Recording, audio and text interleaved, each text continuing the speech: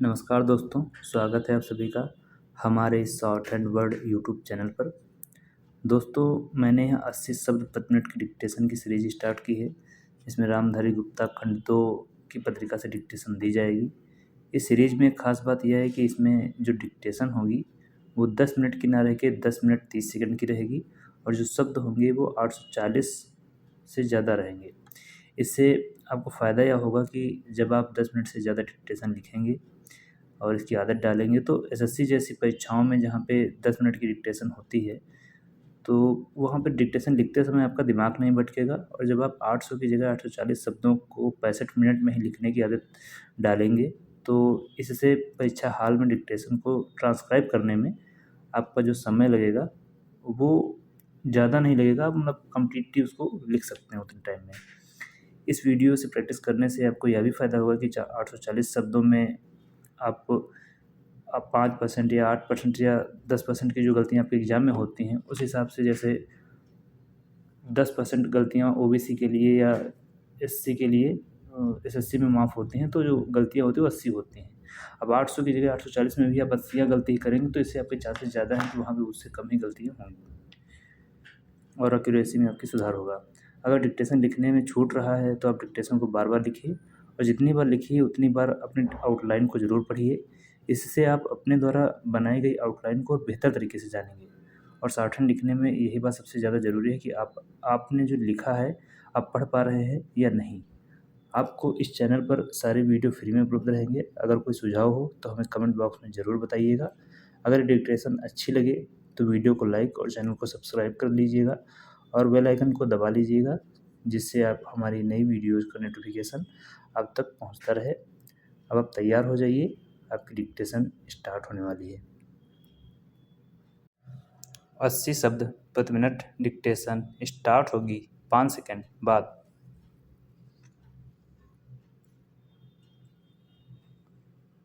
Start. महोदय, दूसरे शब्दों में आर्थिक, व्यापार, निवेश और तकनीकी कारणों से द्वितीय महायुद्ध के बाद और शीत युद्ध के दौरान एशिया के देशों में पुनः धुंधलापन पैदा हुआ। हाँ, एक धक्का जरूर दिया, लेकिन यह बात सही नहीं है कि एशिया की संस्कृति और सभ्यता को पश्चिम के प्रभाव और आधुनिकतम तरीकों ने नष्ट कर दिया, पर समय समय पर एशिया का यह रूप, एशिया की यह सभ्यता और संस्कृति बलशाली तरीके से उदयमान होती दिखाई देती है।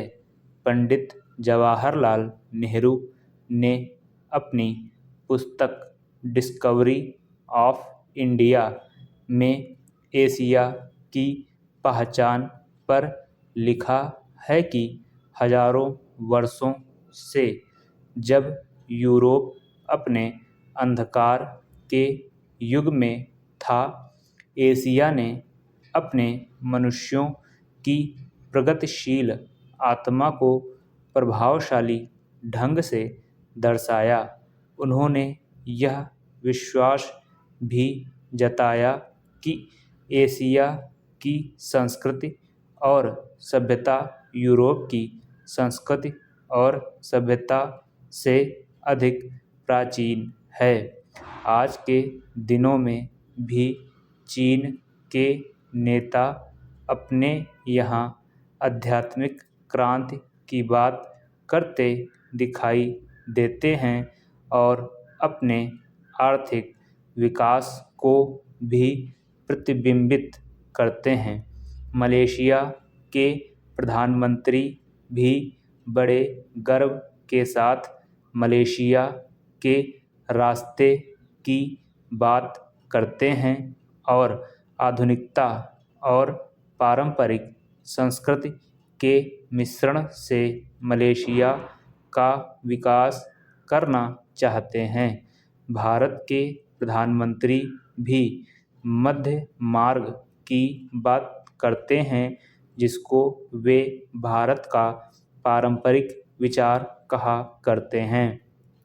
वियतनाम के यशस्वी नेता भी साम्यवादी विचारधारा को पारंपरिक सहिष्णुता के अनुसार ढालना चाहते थे।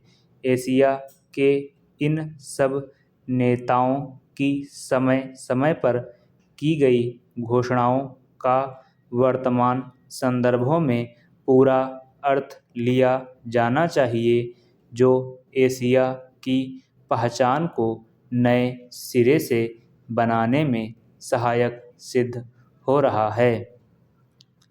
यहाँ यह भी बताना उचित होगा कि हाल के वर्षों में एशियाई देश, विशेष रूप से पूर्वी एवं दक्षिणी पूर्वी एशिया के देश, एशिया के सुदृढ़ देशों के रूप में उभरे हैं और इन देशों के आर्थिक विकास की दर विश्व के किसी भी अन्य देश के आर्थिक विकास की दर से अधिक है तथा जिनके आने वाली शताब्दी में विश्व आर्थिक व्यवस्था के निर्माताओं के रूप में उभरने की आशा है।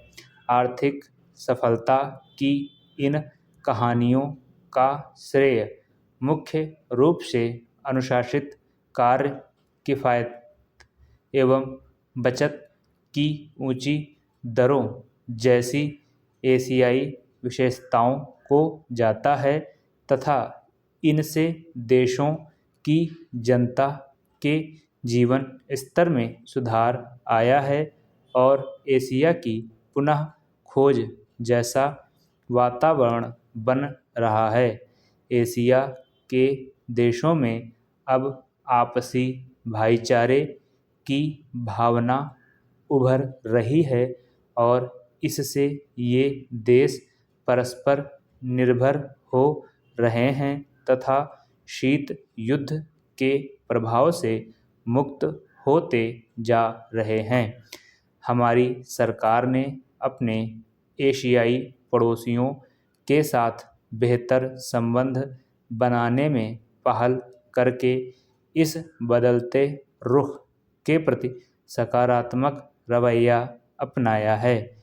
इन सब प्रश्नों का जवाब आज उपलब्ध नहीं है, लेकिन सनह सनह इन प्रश्नों में ही इसके उत्तर मिलेंगे। एशिया अपने इन प्रश्नों के उत्तर में एक नए एशिया को जन्म देगा और अपनी एक नई पहचान बनाएगा। यूरोप और अमेरिका के आधुनिक औद्योगिक विकास में फर्क नज़र आता है। महोदय, बच्चे किसी भी देश के भविष्य होते हैं, यह यथार्थ सत्य है और सदियों से इस ओर विशेष ध्यान देने की आवश्यकता पर बल दिया गया है। जन्म से लेकर बच्चों के स्वास्थ्य, रहन-सहन और उनकी शिक्षा को लेकर उनके माता-पिता का चिंतित होना स्वाभाविक है, लेकिन तेजी से अपनी जड़ें जमा रहे भौतिकवाद ने हर छोटे-बड़े समाज के सामने ऐसे कई सवाल खड़े कर दिए हैं कि बच्चों को किस तरह उनका हक दिलाया जाए, जिससे वे आगे चलकर मजबूती और आत्मविश्वास के साथ समाज के सजग प्रहरी बन सकें। पिछले कुछ दशकों से बच्चों के भविष्य को लेकर उपजी चिंताओं ने वैज्ञानिकों और मनोवैज्ञानिकों को शोध और अनुसंधान के लिए बाध्य किया है।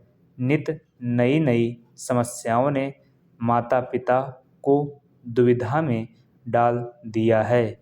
एक ओर जहां जीवन यापन के लिए महिलाएं भी पुरुषों की तरह कमर कस कर घर की चारदीवारी से बाहर निकल रही हैं, वहीं इसके कारण सदियों से चली आ रही सामाजिक संरचना गड़बड़ाने लगी है। आजीविका कमाने और अत्यधिक सुख वैभव की चाहत ने हर दंपति को जीवन शैली बदलने पर मजबूर कर दिया है। समाज में हो रहे इस बदलाव के कारण बच्चे सबसे ज़्यादा उपेक्षित होने लगे हैं। अब तक की तमाम रिपोर्टों के मुताबिक यह स्पष्ट है कि अगर बच्चों के प्रति माता-पिता की उदासीनता इसी प्रकार बढ़ती रही तो आने वाला वक्त तमाम परेशानियों के कारण जटिलता भरा हो जाएगा। बच्चों के सर्वांगीण विकास के लिए जो सबसे पहली समस्या सामने आती है वह है उनका स्वास्थ्य। माता-पिता अपने बच्चों के स्वास्थ्य को लेकर चिंतित रहते हैं। अपने सामर्थ्य के अनुसार वह कम से कम बच्चों के खाने-पीने में कोई और कसर बाकी नहीं रहने देना चाहते।